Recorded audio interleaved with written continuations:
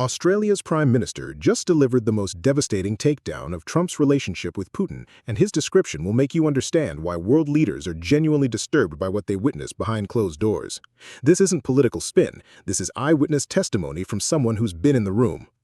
Trump's pattern of praising dictators while undermining democratic allies has been consistent for years.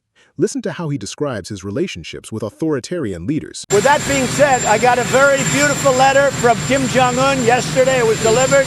What did it was hand-delivered from. And then we fell in love. He wrote me beautiful letters. And they're great letters. I think we'll have another meeting. He really wrote a beautiful 3-page, a really beautiful letter. Viktor Orban, Prime Minister of Hungary, very tough man.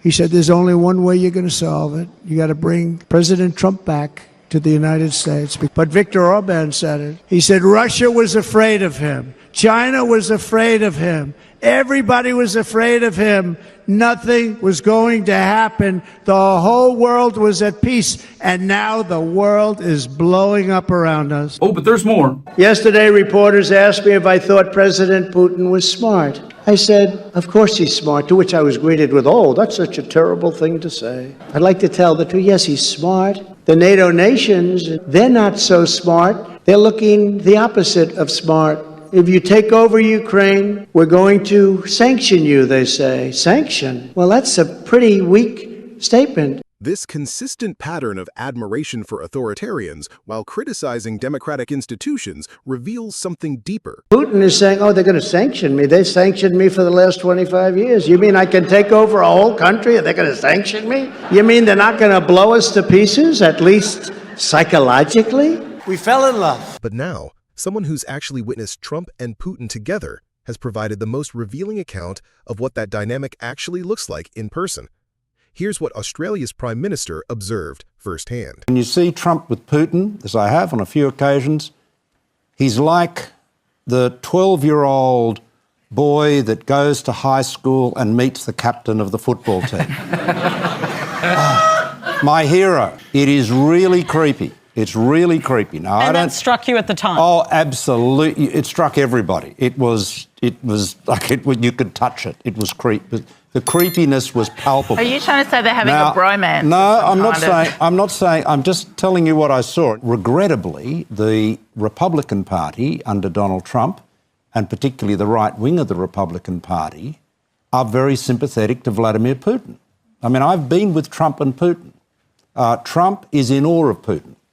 Tyrants are often popular. You see, the key to democracy, liberal democracy, is that it empowers the majority, but it also, through the rule of law, constrains the majority.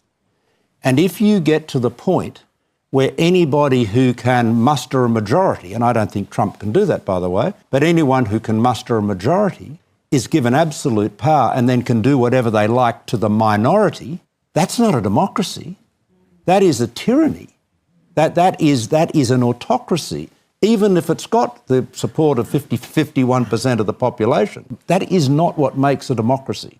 A democracy, as we understand it, is one where the rule of law protects all citizens and the rule of law applies to all citizens, whether they're the president or the prime minister or an ordinary, elector.